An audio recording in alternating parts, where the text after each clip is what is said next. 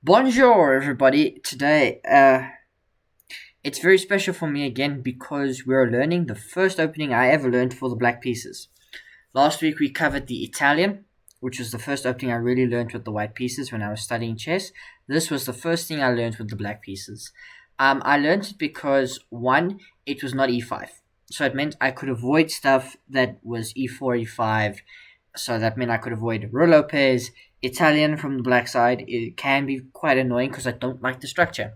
For those of you who watched me play the Vienna opening roulette in March, the 31st of March, the final day of March, it went pretty poorly because I just don't like those structures. So this is very nice for me. In fact, can I flip the board? I can. We're going to be doing this from the black side. Why do we play e6? What's the key idea? The key idea is that when white takes the full center, as you should, following both principles, you strike back immediately. Now, a few things to say about the French. It's been played in World Championships. Ding Liren played it in his World Championship against Jan Nepomniachtchi and against Gukesh. It is solid. But when you play the French, you play to win, but by playing to win, you also play to lose. It is very dodgy. Main reason is this light squared bishop. The bad French bishop. That is the term that you are going to hear. The French bishop. Why? Because it's a light squared bishop and it can never get out. So you often have to find some confangled way to trade it because it is a horrible bishop. And why is that? Well, if your opponent's really nice, they will play the exchange French, which is the first thing we'll look at, which is just taking here, taking back. And then you'll be fine. But then this is very symmetrical. So, knight f3, knight f6, bishop d3, bishop d6, castles, and I fall asleep because this is not why you play the French. So, please, ladies and gentlemen, whether you're playing with black, you can hope for the exchange. It's something to hope for, I suppose, if you're really scared you might lose or you're playing a really good player. If you're with white, there is no excuse to play the exchange French. The whole point of the French, the reason it's dodgy is because of this bishop, and you've just let it out. There is a lion in here. The best thing to do is keep it in the cage. Okay? So, d5. There are a few ways to play this with white. The most popular way is knight to c3, the classical. This leaves black with a few approaches. The first one is knight to f6. The first one... Oh, no, that's not what we want. Not here. The first one is knight to f6, which invokes this, which is known as the Steinitz, and then the knight dropping back.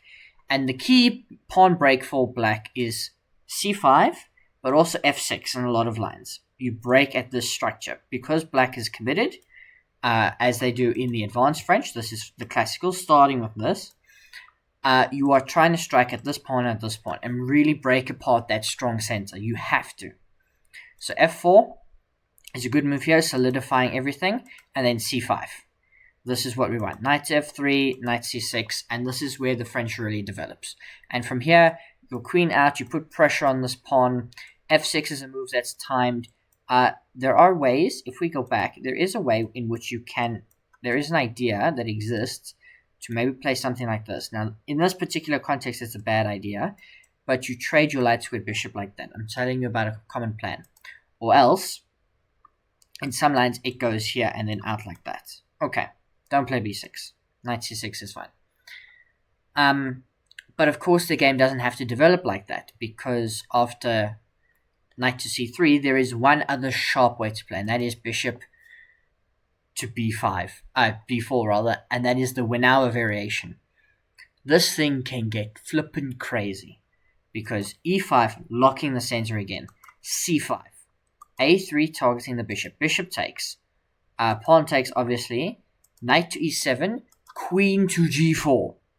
And here, you're meant to just swallow your pride, and theory says castle. There is a way that you don't castle, because there's poison pawn and stuff like that. You could just, for this purpose, black can try. So you can play here queen c7. You can play here queen c7, second most popular move, and say have at it. Rook g8. And this is something that you can play. And I love the Winauer. I haven't played it a lot because I don't play the French as much. I play the Caracan. But when I did play the French, I loved the Winauer. I loved it because look at this. It's attacking. It's everything you want in a French game. It's dynamic. That is why you played. It's dynamic. It's not this drab Spanishes and Berlins and Petrovs, and it is so awesome. It is dynamic. It is different. You're not getting the same pawn structure as you would in all kinds of games. Of course, you don't have to go for 1 hour, but this is just some awesome stuff. Okay, but also, white doesn't have to play like this. White can play the Tarrasch. At which point you still play c5. It is the most important move. But now we get ed5, queen d5, knight g to f3, cd4, bishop c4, and then queen d6 is a move. You don't always have to play queen d6. You can play queen d8. And this is a way to play the Tarrasch. The Tarrasch is very nice because you don't commit the knight to c3, so the pin doesn't always exist, because you can play c3. It does mean you've got to resolve tension in the center very quickly. Yeah, so, not that way. Here. Sorry. c5. Yeah, so here. ed5 is a move, knight g to f3 is another move, and then you also get this check a lot. But giving the check is not always a bad idea because you're able to trade the bishop. When you're black, your dark squared bishop is what you want because all your pawns go on light squares. You trade this light squared bishop, and then you'll be fine. So as white, it's not always the worst idea to go and trade the dark squared bishops if you can. Magnus Carlsen once played a fantastic game in the French, where he was playing some random opener, and he was playing like a 2500 GM, which like a 2500 GM is so strong. And Magnus Carlsen just outplayed this guy in a French by like simply just doing a couple of things and being Magnus Carlsen. But that shows you the dynamic nature of the French. Play here from the Tarrasch is very similar if you study the Alpine Sicilian. Now we haven't talked about it, but that's an anti-Sicilian with a lot of c3s. Where you can kind of get back. And that structure is very similar. But I'm going to go back because I think the most important thing to really study from here is the advanced French. Now you c5 again. But now you can play c3. That's why it's important sometimes that the knight doesn't go there, and sometimes in the Tarrasch it goes there. Knight to c6 follows. Knight to f3, bishop d7 is a move to play. You can also play here queen b6 or knight ge7. Knight ge7, you might say, but doesn't this hang this pawn? You don't want to take that. Like, look at the engine. It's level, or it thinks black's better. Slightly, ever so slightly. Because you've split your pawns. You don't have that structure. This pawn can now go up at some point, and you get knight ge6, and that's a weakness, and you're just going to be bust. So it's best not to take the pawn. Bishop d7 gets played, and then we get bishop to e2, knight ge7 again, don't take the pawn, knight a3 because you can't go there, so you want to bring this knight back, it reinforces the center, cd4, knight f5, a nice outpost for the knight, it can go there as well, and then knight c2. And this is kind of how a French will develop. And you might say, doesn't it look similar to a Caro-Kann? It does. It does look similar to like an advanced Caro-Kann, but the light squared bishop hasn't got out. So that is the inherent drawback. That's why I switched to the Caro-Kann, because you can sometimes really struggle to get this light squared bishop out. But we've already shown you, it's dynamic. You've got this rook here.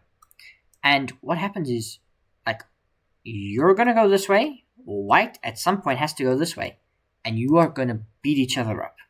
Like, this is, if you're too scared to play Sicilian, you may be too scared to play this, because this is fantastic attacking stuff, if you get it right, if you get it going. Like, white is going to do this at some point, because you can go here and castle. Do not expect castles and then, oh, we're just going to jockey around and make a draw. This is coming. So you best get your stuff going this way as well. And it's not out the question to long castle. That's what gets played.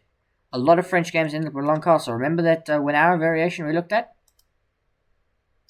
Where do you think black's going? They're going that way, despite the fact that this is all open. The French, ladies and gentlemen. It may not be what you thought this video was about when you heard the title was The French. But please, it is a fantastic opening. It really, really is. If you are struggling with e5, I strongly recommend just moving the pawn one square and playing e6. It is really, really good stuff that is there for you to find. Otherwise, ladies and gentlemen, I hope you enjoyed the video, and I will see you next time.